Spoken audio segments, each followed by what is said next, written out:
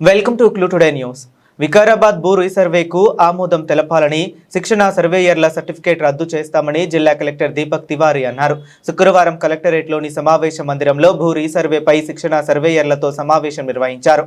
ఈ సందర్భంగా జిల్లా కలెక్టర్ మాట్లాడుతూ జిల్లాలో ఇప్పటి వరకు 150 మందికి సర్వే నిర్వహణపై శిక్షణ ఇచ్చి లైసెన్స్ సర్టిఫికేట్లు ఇవ్వటం జరిగిందని, ఇందులో కొంతమంది భూ రీసర్వేకు ఆమోదం తెలపకుండా ఉన్నారని, అట్టివారి సర్టిఫికేట్ల రద్దుకు ప్రభుత్వానికి సిఫారసు చేస్తామన్నారు.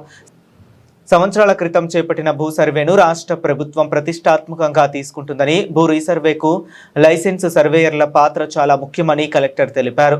దీర్ఘకాలిక దృక్పథంతో చేపట్టే భూ రీసర్వేకు సర్వేలో పాల్గొనడం ఉత్తమ అవకాశంగా భావించాలని, దీనివల్ల అపారమైన అనుభవాన్ని తమ జీవితాల్లో పొందుతారని కలెక్టర్ తెలిపారు. భూ రీసర్వే మూలంగా భూమి రికార్డులు పూర్తి శుద్ధి చేయబడతాయని, దీనికి సంబంధిత శాఖల అధికారుల సమావేశం తీసుకుని భూ రీసర్వేలో పాల్గొనాలని శిక్షణ సర్వేయర్లకు సూచించారు. శిక్షణ సర్వేయర్లకు స్వంత మండలం కాకుండా అందుబాటులోని మండలాలకు నియమించాలని కలెక్టర్ తెలిపారు. శిక్షణ సర్వేయర్లకు ఇచ్చిన లక్ష్యాలకు అనుగుణంగా పనులు చేపట్టేలా, అదేవిధంగా పారితోషికాన్ని సకాలంలో చెల్లించే విధంగా చర్యలు తీసుకోవాలని ఏడీ సర్వేకు జిల్లా కలెక్టర్ సూచించారు.